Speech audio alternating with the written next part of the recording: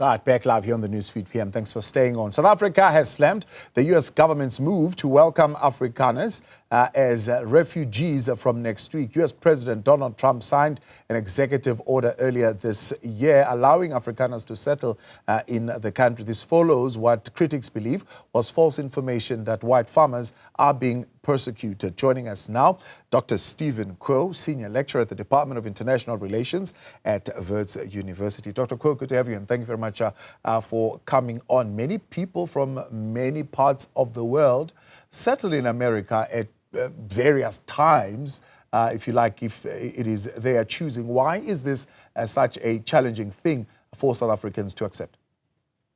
Good afternoon. I think it's difficult for South Africans to accept and the ANC administration to accept because race is such a sensitive issue in South Africa. And from South African perspective, where Nelson Mandela won democracy for the majority of South Africans and where everybody's equal under the law, and to have somehow the US, if you like, affirming and pointing out that somehow white Afrikaner farmers have been systematically persecuted, it does make it a very bitter pill to swallow for South Africa. Potential damage on the South Africa-US relations that could be born out of this move?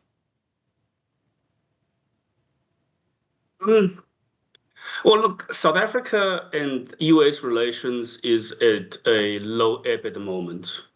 South Africa itself has taken a relatively anti-US stance over the last decade or two, right? So South Africa has taken an alliance with those that the US consider its adversaries. So the relationship is not good at all. There's decent trading relationships and there's decent people-to-people relationship.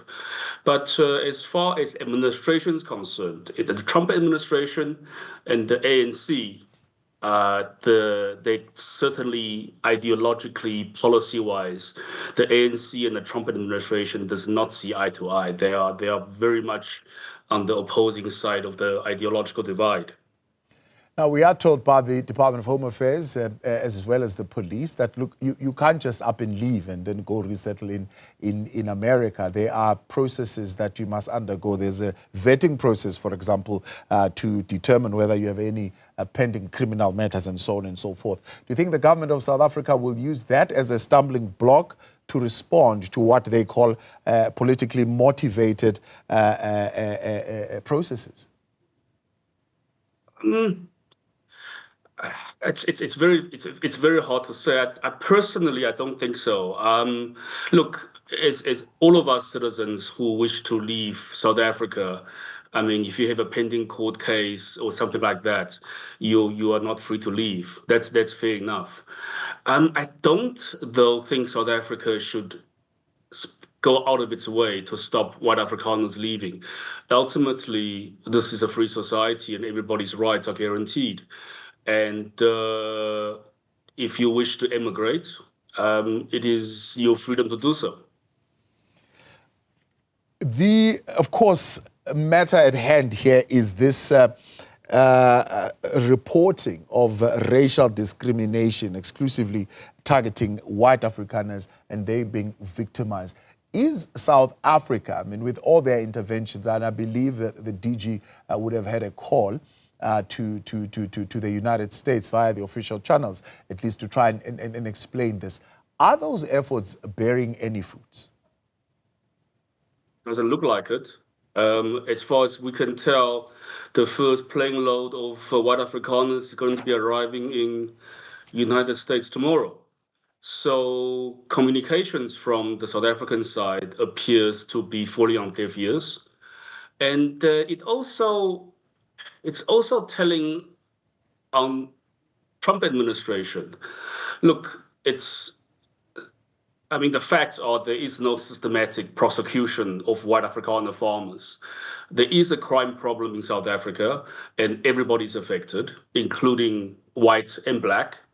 So, but for the Trump administration to take the view that there's somehow systematic persecution, it's actually problematic and troublesome and damning on the way the Trump administration is receiving its information. Something like this from the Trump administration, it needs very, very thorough study. And I mean, over the years, there's been numerous studies on whether white Afrikaner farmers has been targeted, and no study has shown that they are. So it's a very big problem that the Trump administration is getting very, very problematic and ideologically charged information. Yeah, so conflicting reporting that is coming through, the police saying, well, on our end, we don't have such a number of Afrikaners who've been vetted, so they are not knowing anything about it, while U.S. media is reporting some 54 Afrikaners will be arriving there. Either way, one could look at it and say, well, 54 Afrikaners, one can't necessarily say Afrikaners are leaving South Africa en masse. So, look, I mean,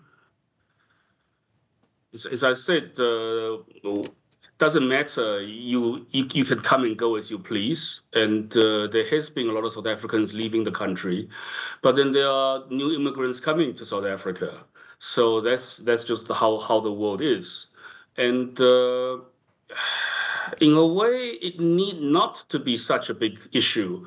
I think, I mean, as far as I know, hundreds, if not thousands, of South Africans go abroad to work, to study, to live, and then they come back, some of them. So I don't think it doesn't need to be a massive problem from my point of view. It can just be, it's a big problem because South Africa is such a racially charged country, and that's why it's very, very sensitive for South Africa. Dr. Steven Kuo, appreciate your time. Senior lecturer at the Department of International Relations at Wits University. Thanks so much for coming on this afternoon.